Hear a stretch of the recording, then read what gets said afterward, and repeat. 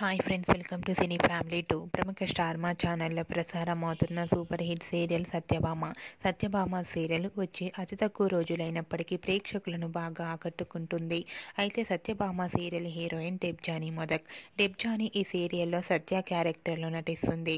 ఇంతకు ముందు డెబ్జానీ ఎన్నెన్నో జన్మల బంధం సీరియల్ ద్వారా మనందరికీ పరిచయమై ఆ సీరియల్ సక్సెస్ కావడంతో మంచి సక్సెస్ను అందుకుంది. డెబ్జానీ తనకు సంబంధించిన ప్రతి అప్డేట్స్ని ఎప్పటికప్పుడు షేర్ చేస్తూ ఉంటుంది.